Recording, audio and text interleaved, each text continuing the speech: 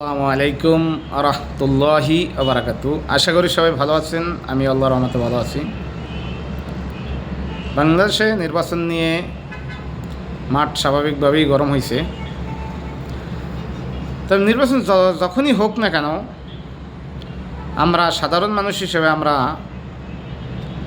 আগের যে বিদ্যমান আইন সিস্টেম কাঠামো আছে, এই সিস্টেমে আমরা নির্বাচন চাই না। আমরা নির্বাচন চাই পেয়ার পদ্ধতিতে। সাধারণ মানুষ হিসেবে আমি বলছি, আমরা নির্বাচন চাই পেয়ার পদ্ধতিতে।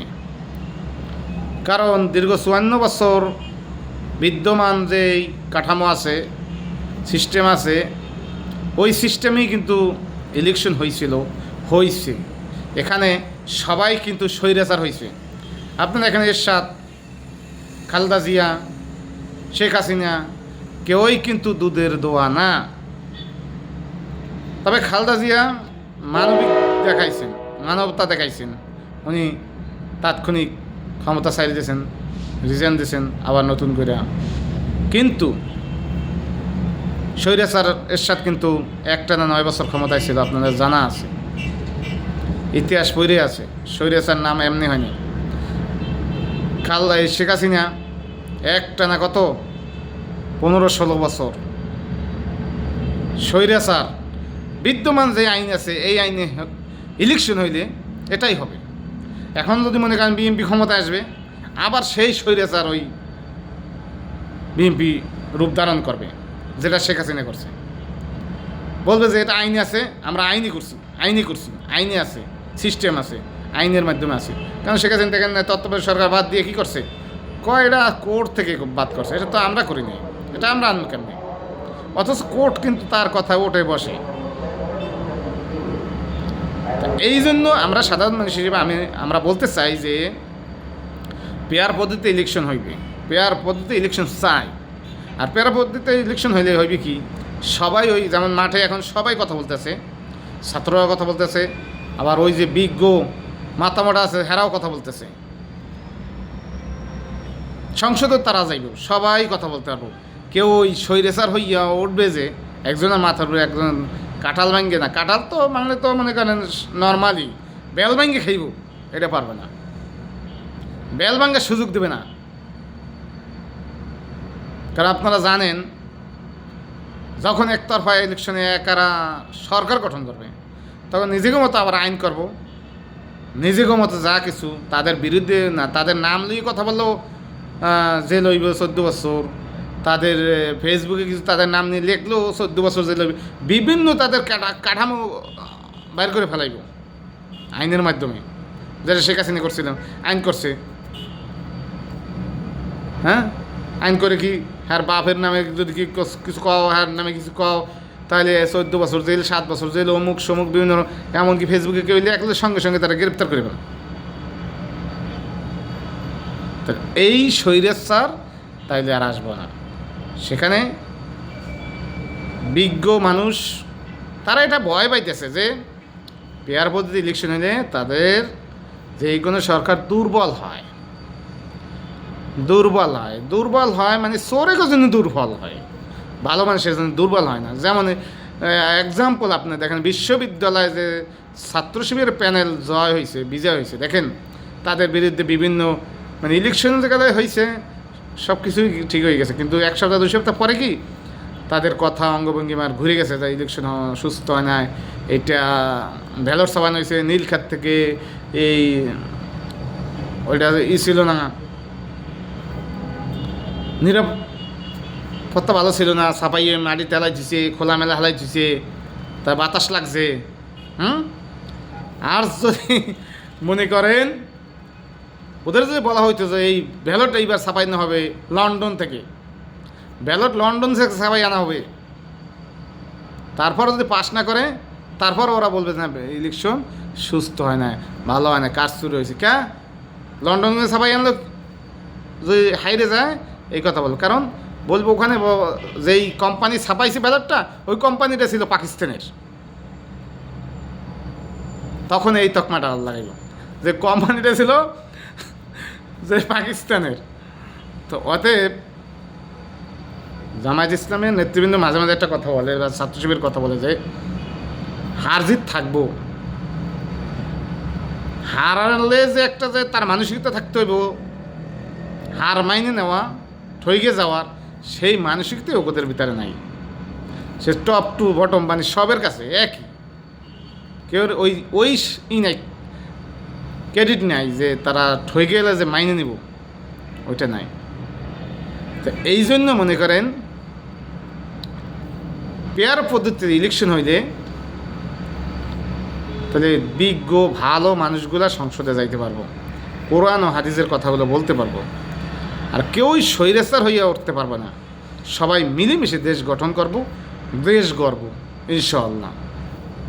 যেমন সেখানে সরকার থাকতেই কিন্তু মিডিয়ায় বিভিন্ন রকম আইছে, ব্যাংক ডাকাতি হয়েছে, টাকা পাচার হয়ে যায়, অমুকে চুরি করে, হ্যাঁ নিজেরাও হইতো মাঝে মাঝে এমপি মন্ত্রীরা আলোচনা সমালোচনা করতো, অথচ এক মাথামোটাও কিন্তু পদত্যাগ করে নাই, ইলেকশন থেকে বাইরেই যায় নাই, দল থেকে বাইরে নাই, পজিশন থেকে বাইরে নাই।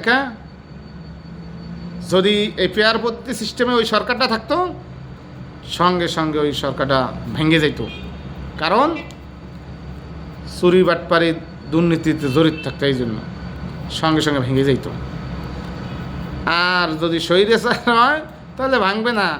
এই 16 বছর দেখছেন যে একটু নেমবার পদত্যাগ করছিল, একটু নেমবার শহীদার ওই যে ছোটো লেভেলের কোনো নেতাকর্মী পদত্যাগ করছে যে না এই অন্যায়ের বিরুদ্ধে আমি প্রতিবাদ করলাম, অর্থাৎ আমি এই 2 নম্বরই ভোট ইলেকশন থেকে আমি সরে গেলাম। একটা পায় না হোল বাংলাদেশে একটা, কারণ এরা সব ছিল ফেরেস্তা, সব কি ছিল ফেরেস্তা, মানে তাদের যদি চেহারাটাই ছিল ফেরেস্তা, কিন্তু ভিতরটা ছিল শয়তানের সাথে নিকৃষ্ট। এরা আর তো খলিফা ছিল না, আর তো শয়তান ছিল। এই জন্য এখন যারা আছেন মাঠে, বিএনপি দেখেন ফার্স্ট হইতে এই 5 তারিখের পর থেকে একটা কাজেই কিন্তু সরাসরি সম্মতি দেয় না, যে কোনো কাজ ঘুরাইয়া পেঁচাইয়া এরম সেরম। তারা মনে করতেছে যে তারা বড় দল, তারা 100-র মধ্যে 110টা ভোট পাইবে, এই অনুভব করে তারা মানে কি অঙ্গভঙ্গি মেশালাইতেছে। তারা তো জানে না যে দিবা স্বপ্ন কিন্তু বাস্তব হয় না, তারা কিন্তু দিবা স্বপ্ন দেখতেছে। এই দিবা স্বপ্ন আর বাস্তবায়ন হবে না ইনশাআল্লাহ, কারণ সে ক্রেডিট তারা অর্জন করছে। ওই যে জামায়াতের একজন নেতা বলছিল যে আর মাত্র 3 মাস বাকি আছে ইলেকশনের, হয়তো যদি ইলেকশন হয় 3 মাসের মধ্যে বা 3 মাস পর এই বিএনপি কইবে না পেয়ার পদ্ধতি আমরা ইলেকশন চাই। এই 3 মাস বেশি নেই, সামনে 3 মাস মাত্র, এই 3 মাসেই ওদের মন মগজ সব ঘুরে যাইব যে আমরা পেয়ার পদ্ধতি ইলেকশন চাই। এর কারণটা একটু বলি, কারণ এটা গবেষণামূলক কথা যে 5 তারিখের পর থেকে চাঁদাবাজি, দখলদারি, টেন্ডারবাজি, খুন, ধর্ষণ কিন্তু সেঞ্চুরি করছে বিএনপির নেতৃবৃন্দ, ছেলের সন্তান নেতাকর্মীরা। আর 3 মাস যদি কন্টিনিউ থাকে তাহলে এখন থেকে শতে এই যে ওই যে হাজার হাজার লোক জামায়াত ইসলামে যোগ দিতেছে, তারা বলতেছে আমরা বিএনপি থেকে আসছি, কারণ তারাও মুসলমান, তারা দেখতেছে যে কর্মকাণ্ড কি। তো এই জন্য আর 3 মাস পরে ওরা নিজেরাই কইবে যে আমার পেয়ার পদ্ধতিতে ইলেকশন চাই। কারণ কি জানেন, কারণ না হইলে তোরা 300 সিট দিলে হয়তো বা 30টা সিট হয়তো বা নাও পাইতে পারে পূর্ণাঙ্গভাবে, তার যদি পেয়ার পদ্ধতি হয় তাহলে হয়তো বেশি পাইতে পারে। তো এই জন্য ওরা নিজেরাই কইব পেয়ার পদ্ধতি ইলেকশন চাই, সময়ের অপেক্ষা মাত্র ইনশাআল্লাহ। কারণ ভোট তো আমরা সাধারণ মানুষ দেবো, ভোট তো ওদের ওই টকশোতে বড় বড় গলায় কথা বলে তো হইবে না, বয়ান দিলে তো হইবে না, মিথ্যা বয়ান। একটা জিনিস আপনারা মনে করেন যে ওরা যে এত পরিমাণ মিথ্যা কথা বলে এখন আপনার হিসাবের বাইরে, ধারণার বাইরে। মানে এটা কল্পনার বাইরে যে বিএনপির নেতৃবৃন্দ এই ধরনের মিথ্যাচার মিথ্যা কথা বলবে, যেটা আমরা 16 বছর দেখেছি আওয়ামী লীগের মধ্যে। আমরা এই কথাগুলোকে শুই না, আমরা মাঝে মাঝে বিনোদন পাইতাম, আর আমরা বলতাম যে বিনোদন যদি পাইতে হয় তা আওয়ামী লীগ নেতৃবৃন্দর কথাগুলো শোনা উচিত, শেখ হাসিনা সহকারে। কারণ A to Z সবাই মিথ্যে কথা বলতো। এটা কোরআনের কথা।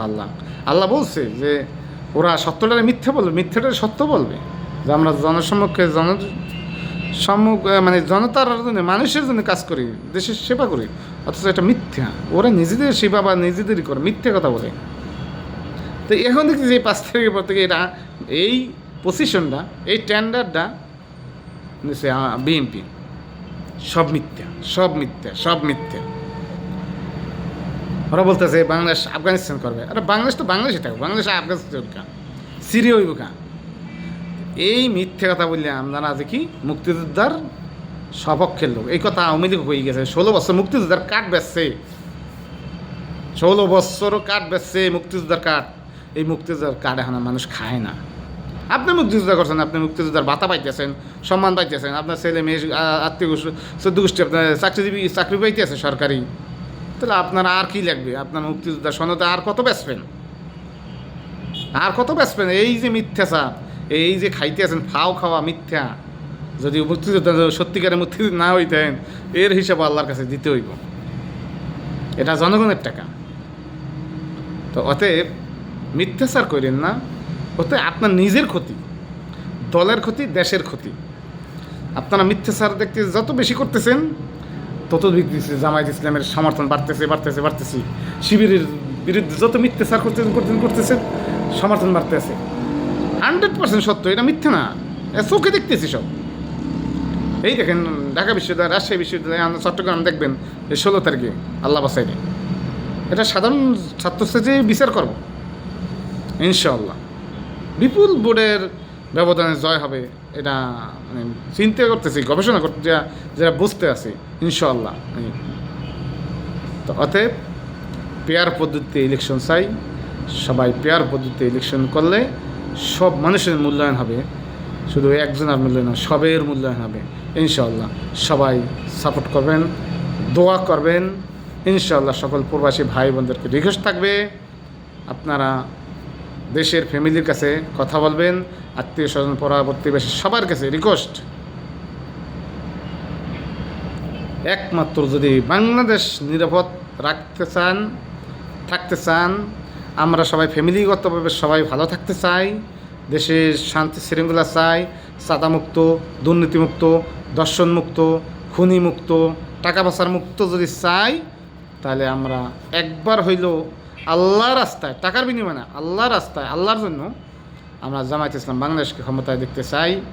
যদি তারা ব্যর্থ হয় একবারে, তাহলে তারপরের সিদ্ধান্ত আপনাদের কাছে সবার কাছে রিকোয়েস্ট থাকবে, কোনো টাকা পয়সার বিনিময়ে না, আল্লাহর রাস্তায়, আল্লাহর জন্য, আমরা মুসলমান, শরীয় আইনের জন্য ইনশাআল্লাহ। আমরা সবাই এই দোয়া করব, সবাই সাপোর্ট করবেন, দোয়া করবেন ইনশাআল্লাহ। আসসালামু আলাইকুম ওয়া রাহমাতুল্লাহি ওয়া বারাকাতুহু।